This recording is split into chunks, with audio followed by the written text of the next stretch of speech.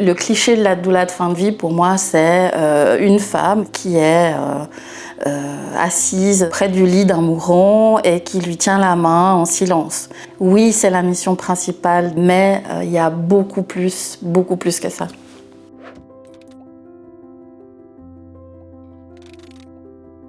Je m'appelle Vanessa Meyer et je suis doula de fin de vie ou aussi appelée Tana Doula.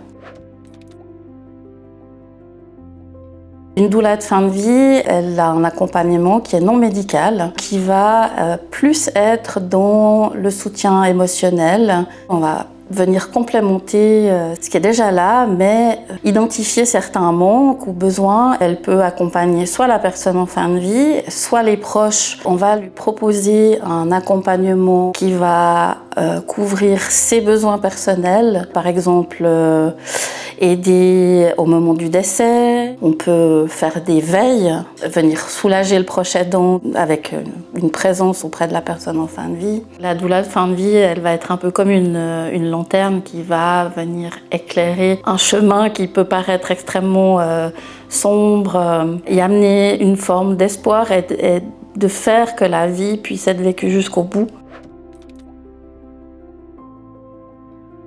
Accompagner la mort comme on accompagne la naissance.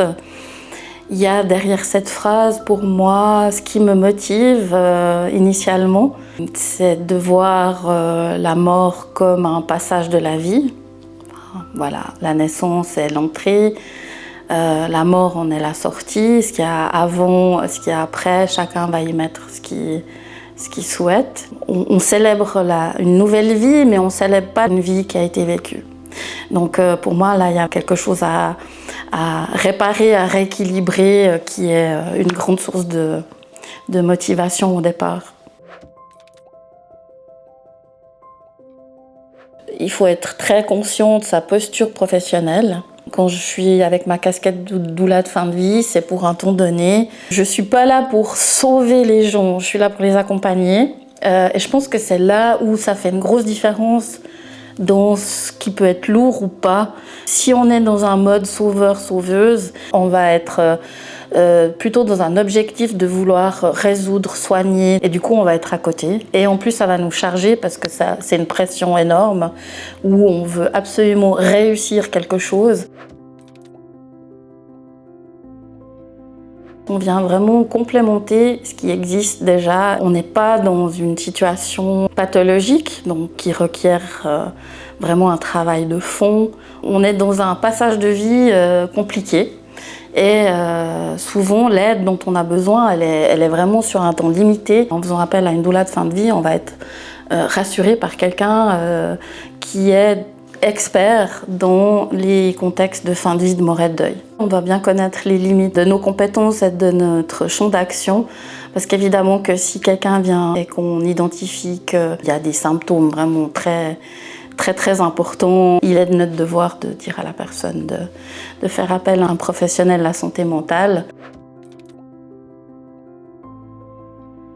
Se préparer au décès de son proche, c'est vraiment être le plus possible dans la vie qui reste, profiter du temps qui reste, retourner dans la vie sans l'autre, c'est pas évident. Oui, il peut y avoir un sentiment de trahison. Quand la personne se sent entendue, vraiment entendue, c'est extrêmement puissant et guérisseur. Finalement, c'est comment est-ce que la mort, la réalité de la mort peut nous amener encore plus dans la vie, quoi. J'avance dans ma vie différemment qu'avant, avec une plus grande conscience du côté précieux, du côté finalement miraculeux de se lever tous les matins. Le temps qui nous est donné finalement est assez court. J'ai envie d'en profiter le mieux possible. On n'a pas de contrôle là-dessus, quoi. Donc autant lâcher un peu prise avec ça et puis l'utiliser comme une ressource plutôt que quelque chose qui nous paralyse.